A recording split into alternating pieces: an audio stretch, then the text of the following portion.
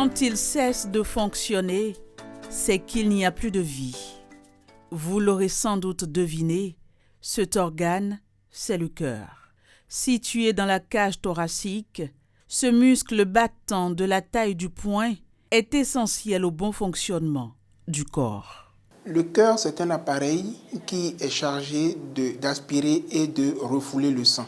Dans cette activité, le cœur va permettre l'échange d'oxygène et de CO2 au niveau du poumon. Ça va permettre donc l'élimination du CO2 et l'entrée d'oxygène qui va être apportée aux cellules pour leur métabolisme. En faisant leur métabolisme, les différentes cellules vont produire des déchets. Et c'est dans la circulation du sang que ces déchets-là vont être éliminés également. Le cœur va agir au niveau de certains organes par la production des hormones pour agir à distance et transporter également les hormones d'autres tissus pour les apporter à des cellules qui en ont besoin.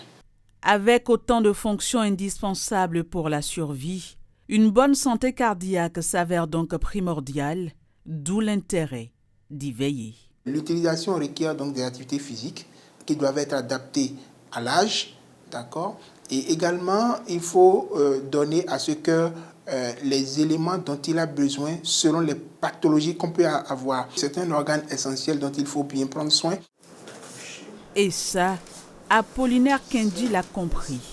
Il vient d'ailleurs pour la première fois de sa vie faire un check-up chez le cardiologue. L'ECG est quasi normal. Il y a juste une petite anomalie pour laquelle vous n'aurez aucune sensation. Même si on le trouve bien, si c'est négatif, je peux consulter le médecin de temps en temps. Bougez plus, évitez le tabac et ses dérivés, mais aussi et surtout manger sainement. Voilà le secret pour réduire au maximum les dommages susceptibles de nuire au cœur. Il faut manger peu gras. Mais même quand vous mangez peu gras, il faut manger des gras de bonne qualité. Et quand je dis gras de bonne qualité, il faut éviter tout ce qui est graisse sous-chauffée.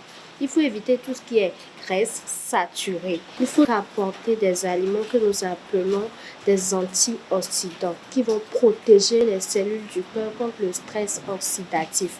Et quand on parle d'antioxydants, il s'agit des fruits et légumes.